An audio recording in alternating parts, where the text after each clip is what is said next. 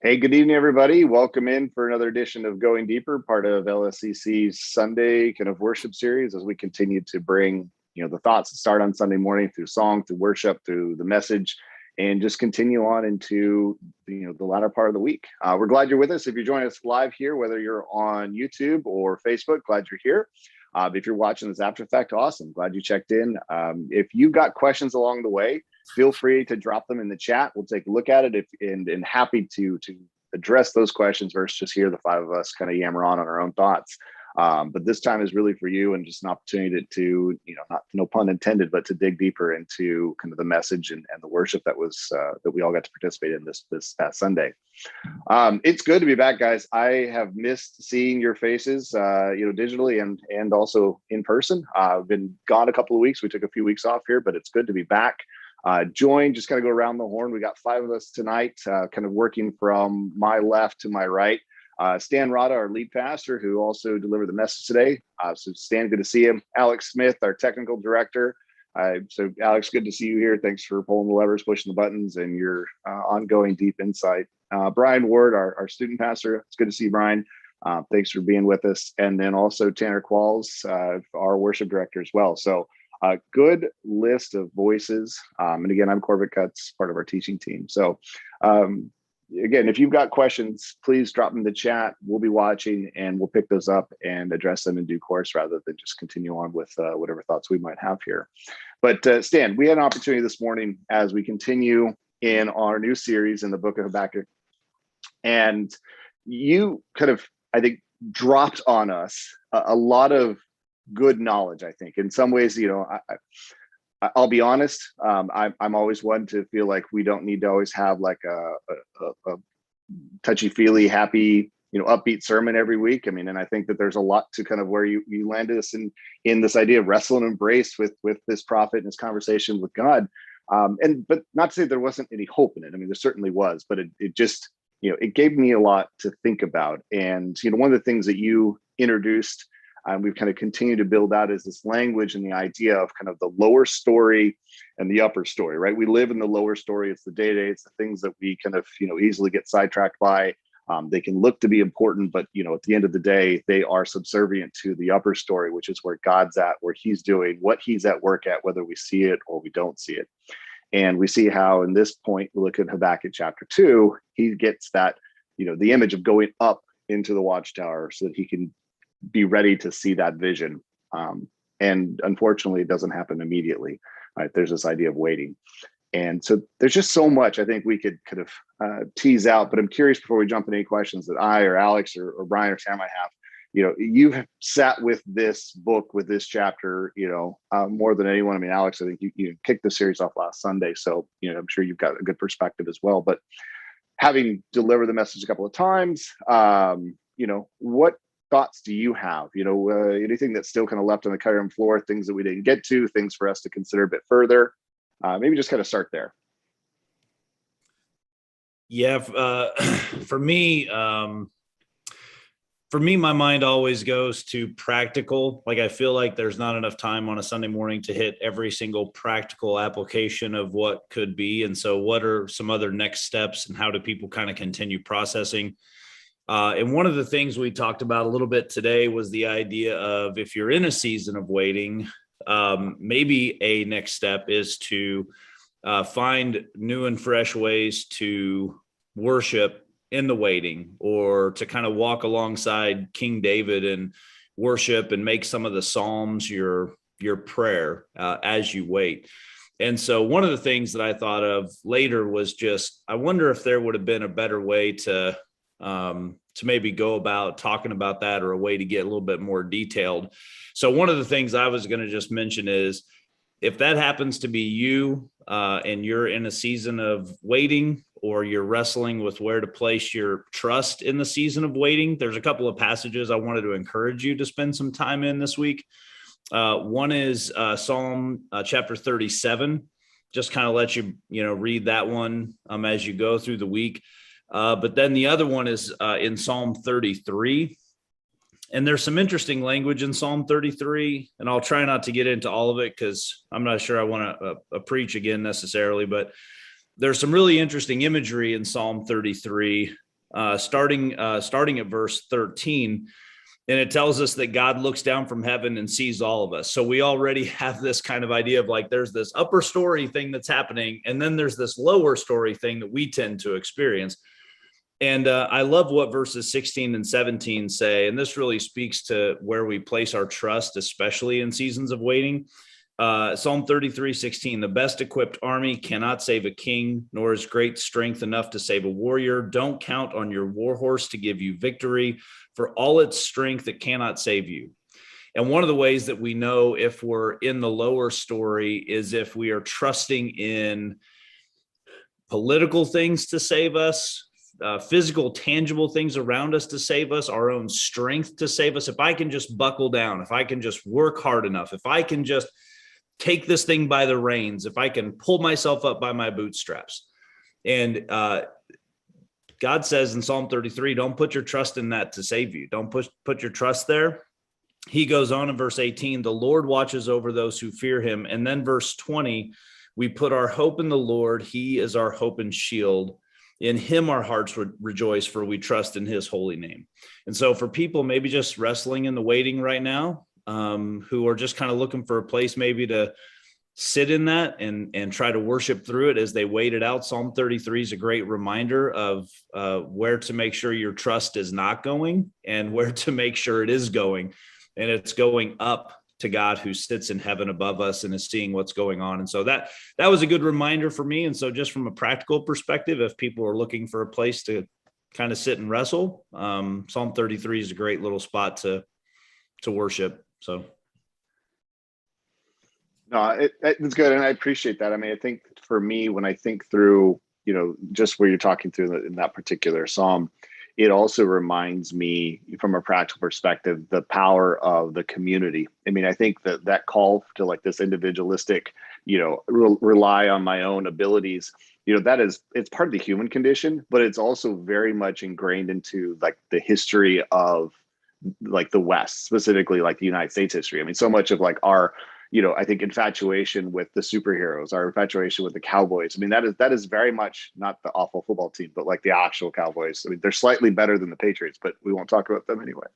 But like that to me, like that is who we are, right? We have this view, and there is a social pressure that says like, if you can't do it on your own, then you're not a real, man, you're not a real woman. Like, and that's very much rails against contra what Scripture gives us, both in the sense of what you said, like, relying on ourselves versus God, but also the power and importance of community to come alongside us when we're in that waiting. Yeah, I think it's a way to refine us to make sure that we're not kind of overly focused on the lower story, but also understand that how God is at work is, often through the power of community too. And I think those things two together are really important. Yeah, I mean, and I think with the idea of community, just for the record, Tom Brady won 6 Super Bowl rings with his team. There was community around him. That is Alex, can you mute? Can you mute Brian? I was about to say, who can mute this man right now? But I think on a real note, I mean, like Corbin, like what you had said though about just community is key, because when we look at the early church, we saw that when Jesus sent out the disciples, they're always in groups. You saw that breaking of the bread was done in a communal setting. Even just looking at the centuries that have gone by, we've seen many Christian movements come out of that community focus. Because I think in that there's that common purpose that we're all in that watchtower kind of mode, where we're always looking for what God has for us in this season. And there are times, like Stan said, things come up, things all of a sudden now crowd our focus, and we shift our perspective from the King of Kings onto our day-to-day things, which does not mean that they're not important, but they start to take central focus throughout our entire life. And there's that beauty that community allows us to reshape and reframe our situation to see how God is actively working in that, even if that means that we're waiting for that answer to come. Something Corbett and Stan, going off something what both of you said when you were talking about kind of our culture, especially in the West, it makes me think of the whole pull yourself up by your bootstraps or whatever, and, you know, be a self-made man, that is so ingrained into even like capitalism and like what we see around us. So it's Stan, what you were talking about this morning, it's like almost like a reprogramming of our brains to rely on Jesus, because when we look around us, everything we see is, you know, like if you think about it, you know, capitalism is, and I'm not saying that, you know, I'm not trying to cause a big thing, but capitalism is based on people making it and through competition putting others down. Like that's not the way of Jesus. Like, so I don't know, that's something that I've been thinking about a lot recently, and it really is like a reprogramming of like trying to find Jesus in the middle of this culture. I don't know, and I know that's a big thing to try to tackle, and we can move on because I know nobody wants to talk about that, but no, but I think, thought. Tanner, I mean, your point there, and I'm gonna evade the capitalism component for obvious reasons, because we got 20 minutes. But it's an interesting kind of tangent to think through. But your point about a reprogramming of the cultural, kind of socioeconomic, like, you know, even nationalistic view as to who we ought to be as men and women that operate in the modern era. You're right, and I think that it makes it really hard to try to shed that lower story mindset and to understand the power of community and not rely on ourselves, but to fix our sights on Jesus, to echo the author of Hebrews, right? You know, and then I want to get to a question that David asked on Facebook, because this is where the challenge, like, so we have to, we're already starting behind the curve in the sense that there's a legitimate reprogramming that we have to go through just to be able to, I think, try to ascend into that watchtower as a communal mindset, to try to have the view of understanding this upper story, right? But then we're there and nothing happens,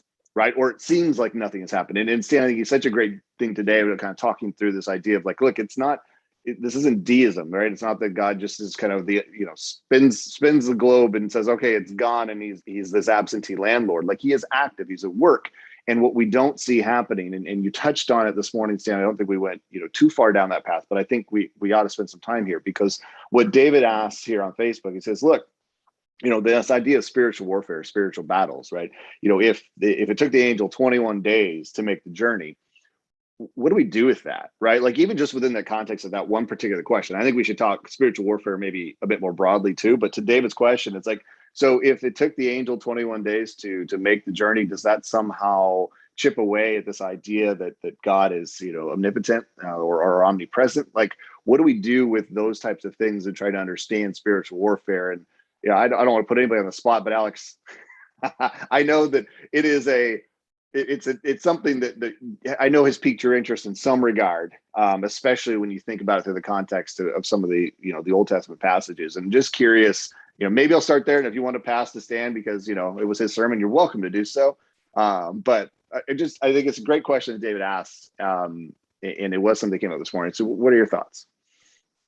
Yeah, and there's so much there. You know, I think that the idea of the supernatural reality of spiritual beings, in our culture and in our faith context, it tends to make us very uncomfortable. We don't know what to do with it. You know, in ancient times, ancient contexts, even other places around the world today, it's just kind of a foregone conclusion that there's unseen spirits and things and little g gods moving around. I had a great conversation with somebody this week who grew up in a very different culture, in a different continent, where that was just normal everyday life, and just coming to grips with the reality that we tend to minimize that, not to look at it. And so it's hard. It's not easy. It's not straightforward. I would highly recommend the work of a scholar, Michael Heiser. He has some books, Unseen Realms. He's got some on demons and angels and other things. Very thoughtful Old Testament scholar. But just there is a consistent theme throughout the scriptures of this conflict between humanity and God, but also between this unseen realm and God, and this reality that God tolerates this rebellion, but he is working all things toward his ends. You know, even in the context of Habakkuk, why doesn't God just get rid of all the Babylonians and all the sinful Israelites and everybody? It's because of God's grace, his patience, his mercy. You know, we want God to come and make everything right, but at what cost? It's God's mercy that prevents him from judgment, and he is working all things toward that reconciliation, and that affects us in the physical world and what we don't see. All powers and authorities, as Paul's talking about, he's not just talking about Roman government, right? But behind what we see as power and control in this world, there's aspects to it that we don't see. And yeah, I mean, without getting down into the nitty gritty here and even kind of dodging the question a little bit, it does stretch us. It does stretch us to go, well, God is sovereign, right? How come he just doesn't set it right now? How is it that there is some unseen reality that could delay a messenger of God? And yet at the same time, we see people all around us here on this earth who are doing God's work, and they're delayed as well, right? It's no different. It's a reality that's an ongoing struggle that God has already given us a solution for through Jesus. That kingdom has been inaugurated, and yet it has not reached its climax, its conclusion, and we long and we wait for that. And I think that's the theme of Habakkuk. That's what we're dealing with in this text. Yeah, I mean, I think even like off of that to address like another Old Testament scripture for that. In 2 Kings chapter 6, it talks about Elisha's servant being prayed for that he would have the eyes to see the unseen. And in that, like, we see that we read that he sees an entire angelic army on the mount or on the hillside. And I think in that, there's definitely that unseen realm that there's way more happening in our life than just is what it's on the surface.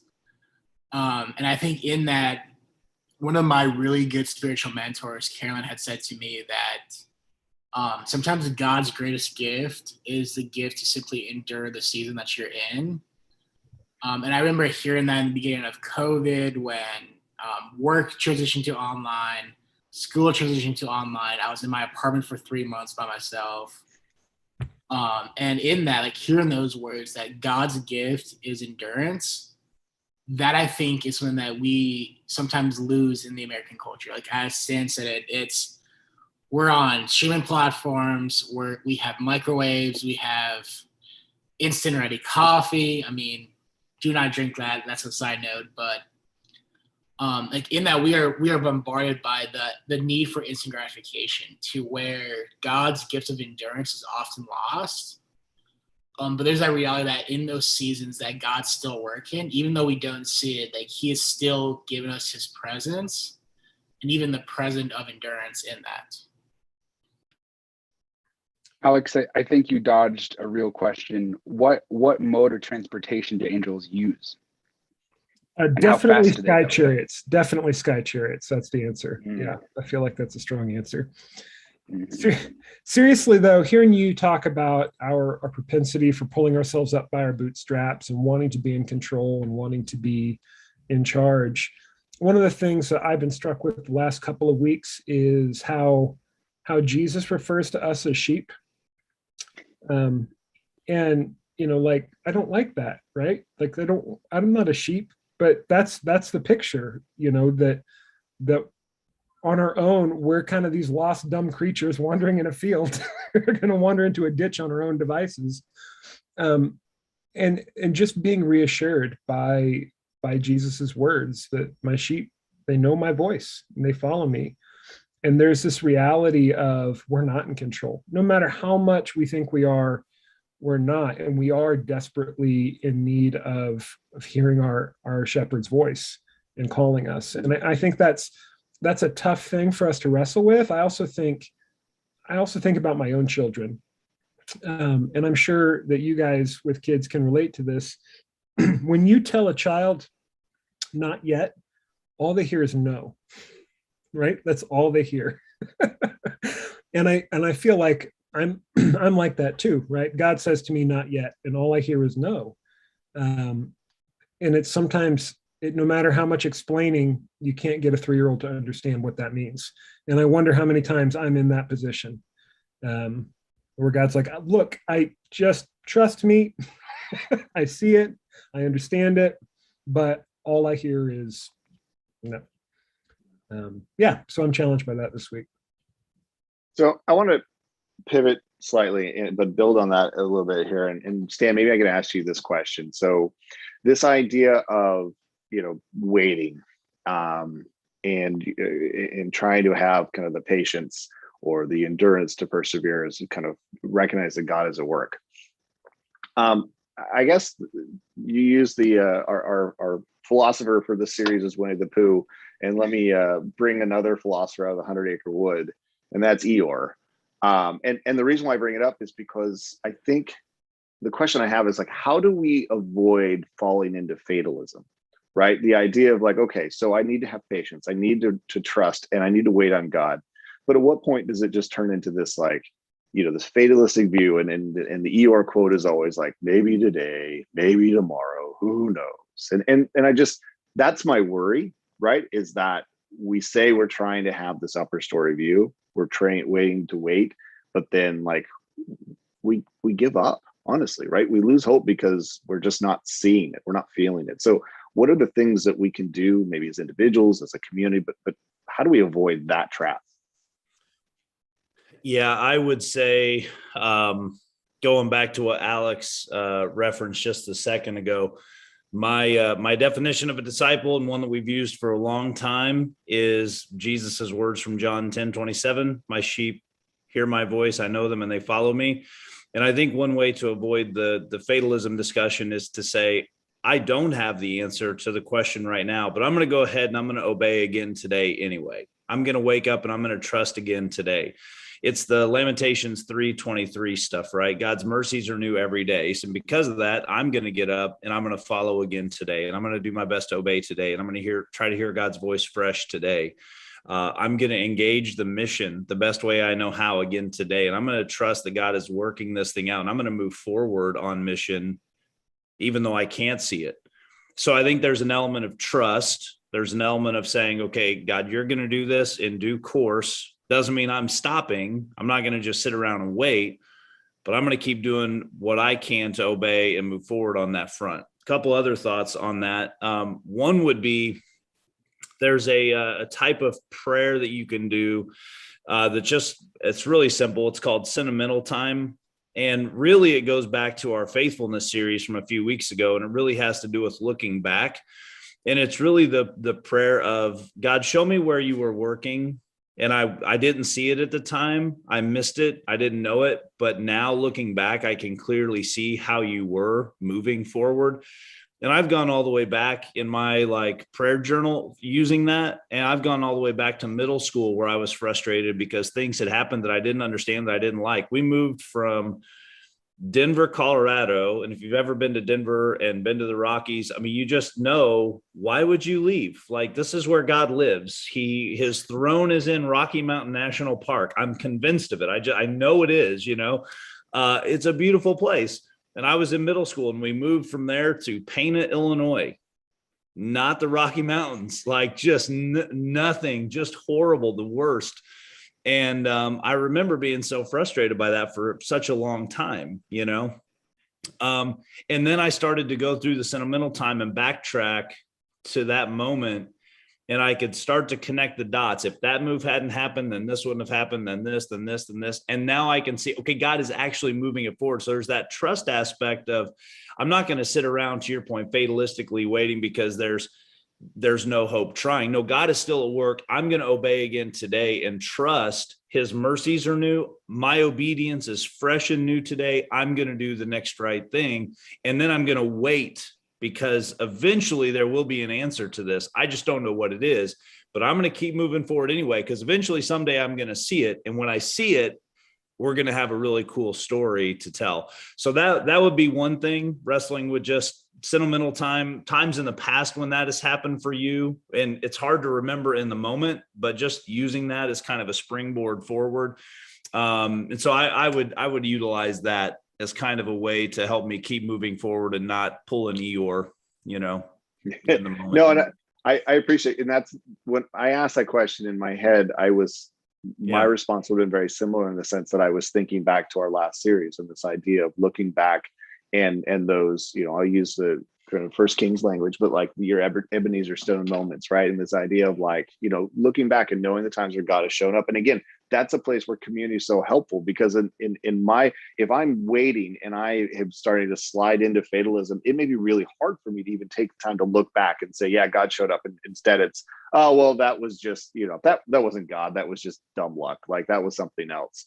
And instead it's the idea of focusing around like, no, God has shown up. He is committed. He has proven to be faithful. You can trust in his promises. And and so you can continue to look then forward. You can look ahead and keeping, then kind of rounding out your series. It was also the making sure that we're looking up too. The only maybe counter to your point that I might suggest is also the reminder that, and you talked about this in that series, is that when we look ahead, God is, and from today, it's like God is active and at work. But there's also an opportunity that we need to recognize that we may never know what he was doing. And not because he doesn't reveal it to us, but it might not be, because it may not come to fruition until generations. And I was talking to my wife about this over dinner, and Nicole mentioned just kind of the story of Ruth, right? I mean, you see her faithfulness, you see her press forward, kind of and respond and follow Naomi. And then we see what unfolds in her story. But the fact that it becomes the lineage of Jesus, she doesn't know that, right? I mean, she is never lives to see that, to see what God is doing through her and her faithfulness, but he was at work. We have the benefit to read that. And so it's just, I don't know that that's a hopeful case for people that are in a period of waiting and like, yeah, God's at work. You might not see it. Like, sorry. Yeah. Maybe not the most positive piece, but it is true. It can and often does happen. Yep. And that's the whole point pretty much of Hebrews chapter 11. It's look back at these people of faith who trusted in something so much, and yet they never saw it. Abram trusted God so much, and he didn't even really fully grasp what does it mean to bless all the nations, but I trust you. Like, I'm going to move forward in obedience, and his faith was credited to him as righteousness. And we look back at him as a pillar of faith, and we say, oh, to be like Abraham, oh, to be like this guy. Why? Because of how he lived his life. So again, kind of to that point, it's like, yeah, I may not see the answer even this side of heaven, but I trust that God is on the move because of all these other stories I've seen. And so I'm going to keep trusting anyway.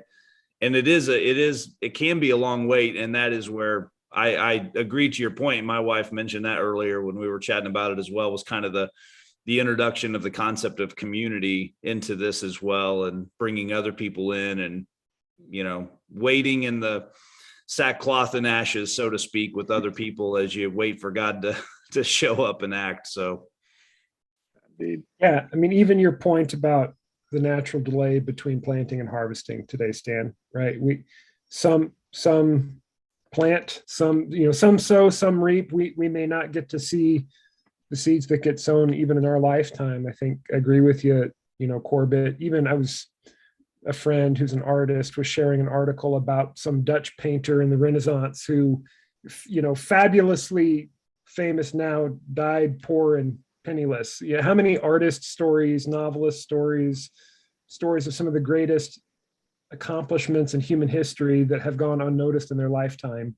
And I think about just the faithful acts, the small faithful acts of Christ followers that accomplish things that they'll never see, whether that's abolitionists, 200, 300 years ago in England, whatever that looks like, just faithfulness in people's lives that have consequences far reaching past anything that they can hope or imagine.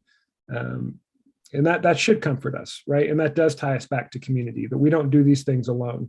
We each play a part in the body of Christ. We do our little piece, my thumb joint. It does the one thing it does, and yet I could do nothing in my life without that thumb joint working. So yeah, that is part of that perspective. Good. So guys, we are getting close to the bottom of the hour here. And so kind of as we tend to do each week, maybe got to go around the horn to see if there's any final thoughts, things that you're still wrestling with, or kind of parting words of wisdom, things to consider. So when we do this, I'll kind of work, backwards from my introductions. Tanner, Maybe I could start with you, just kind of as you think through things, final thoughts from your perspective, or things maybe you're still wrestling with. Yeah, it's funny, actually, going off Alex, what you just said, I think that it, to me, is really encouraging, but also for me, like when you were talking about like the abolitionists, it's like they had these big things that they were trying to accomplish. And yeah, maybe they didn't see it come to fruition, but they were working on these things that are so important and meaningful for generations to come. And for me, I'm like, man, I want something like that that's important, that I can like leave my mark or whatever. And, you know, in a way that can be discouraging. It's like, well, I'm just little old me, you know, whatever. But just remembering that like Jesus has us where we are for a reason, and the people that we are interacting with and the lives that we are affecting, whether we see it as something small or whether or something big, we are where we are. And I want to do all that I can to spread Christ's love. And, you know, like you were saying, whether it's something that I start, you know, if it's it's a small group that I start now that someone else picks up and becomes what I don't know, just even in small things, staying faithful, even if it's not joining this huge movement and accomplishing this big thing, but staying faithful even in the small things. I think it's just something that's sticking out to me a lot. No, that's good. I appreciate it, Tanner. Brian, what about you? Final thoughts? I mean, many, but I think my last thought would just kind of be is more like a challenge, just through this like next couple of days, like the next 2 days, just what does that look like to perhaps like think about a situation in our lives recently that we can just try to reframe, and see how God was still active in that, even if that was God bringing someone into our path, to realign our vision towards Him, and then in that, following that up with how can we find someone in our life this week to try and help them reframe their story to realize that God's still active in the wait in, and not to get, like you had said, Corbett, like not to get that fatalistic mindset, or in this case, the Eeyore mindset. Let's be piglets. Let's be piglets. There you go. That's good. Alex, what about you? Yeah, I think, you know, as I reflect, Stan, you know, you called us to reflect on Habakkuk 2:20 this week, and the idea of God is in His holy temple, let all the earth be silent before Him, and just being reminded that in the ancient world, a temple wasn't just a place of worship and dedication; it was a place from which that deity ruled, right? And the idea is that God, Yahweh, right now is sitting on His throne, ruling over the cosmos, even though it may not seem like it.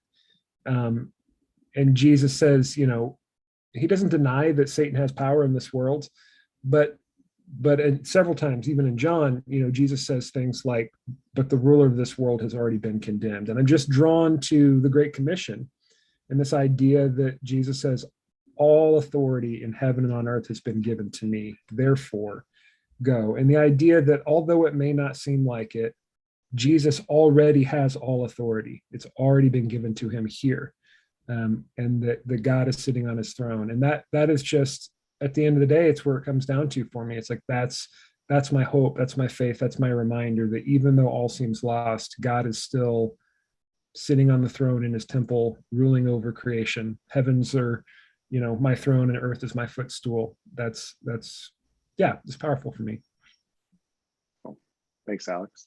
Stan, final thoughts?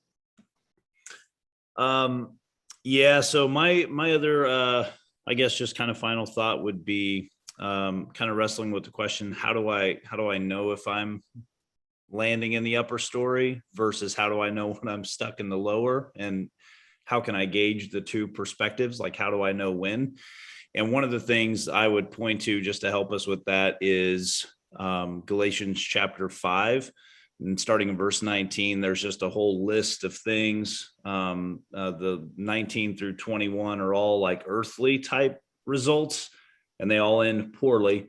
And then verse 22 gets into the fruit of the Spirit: love, joy, peace, patience, kindness, goodness. And one of the things I would say, and a question I tried to bring out a little bit today, was basically the question of how do I know if I'm seeing the upper story or not? And part of the end result of the upper story will be, am I more loving?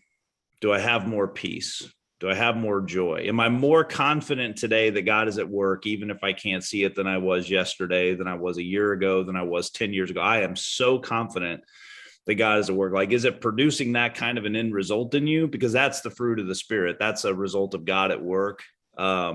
So you can kind of gauge it for yourself by saying, am I angrier about life because I can't control things? Am I more frustrated? Am I more engaged in jealousy and strife? And like, is my life peaceful and loving and joyful, or is there something else at work? And so that's just Galatians 5 is a nice little filter for, am I seeing the upper story, or am I stuck a little bit in the lower? So that's good. And I think that my final thought stand very much builds on that. And it, from a practical element, the challenge you left me with this morning is to ask, like, over the next couple of days, what am I saturating my life with? And is it things that are bringing me down, and using kind of the fruit of the Spirit as a litmus test, right? Or is it something that's helping me to, kind of become more who God intends us to be, so that we have the opportunity to kind of rise into, to see that upper story perspective? And so, it's a very practical piece. It's like, what am I spending my time on? Is it something that's just going to, bring more strife or chaos in my life, or does it bring me more opportunity to commune with the one who created me, for the opportunity to get to know, what God wants to reveal himself to me, in what ways and in what capacity? So just a really powerful thing, and very practical. It's easy to look and go, what am I doing? My phone tells me every day how much time I spent on it. So I clearly can see which way that is directionally going. So that might be a starting point for me. But this has been awesome, guys. I know we went a few minutes over, so apologies for those of you that have been on with us here live, or if you stayed after, watch this after the fact. Thank you so much. I hope that this was good. It was a great opportunity to continue to kind of wrestle through some of the key things from Habakkuk chapter 2, and do appreciate the question from the Butlers today, just with regard to spiritual warfare. It was a great thing we talked about briefly, but then really didn't just get to dive into. And that's the stuff that allowed this forum allows us to do that, because we've only got a set amount of time on a Sunday morning, but there's so much. It's so rich. And we could have the same sermon 4 weeks in a row, and we would still never run out of content. So thank you. If you've got any questions as we look to wrap up, please feel free to leave them in the chats here on Facebook or YouTube. We will get you notifications. We're happy to reach out to you. If you're watching this after the fact and you're worried, like, hey, I don't know, can I do this? Go to our website, lscckc.org. You can find through the contact information. You'll be able to find Stan's email, Brian's email, whoever it is you're looking for. You'll be able to drop them a note and say, hey, I've got a question about this. Who can I talk to? Let us continue to wrestle and embrace with your challenges, your questions that you might have. Appreciate you guys joining us tonight. Tanner, can I ask you just briefly to say a word of prayer as we close tonight? Yeah, absolutely. Jesus, thank you so much that you are big enough for our questions, Lord. You are big enough for us to come to you with everything that we're going through, Lord, and in our waiting, and as we are wondering what's going on, Lord, you are still so loving, and you are so patient with us. So thank you for that. I just pray that you will help us to rest this evening and this week in you, Lord, knowing that even in the waiting, you are still so good. Just thank you for that reminder, and thank you for this community of guys here, Lord, and for there's just a greater community in our church, in the Big C Church, Lord, that we can struggle with these things together. Just thank you for your love. In your name, amen. Amen. All right. Thanks.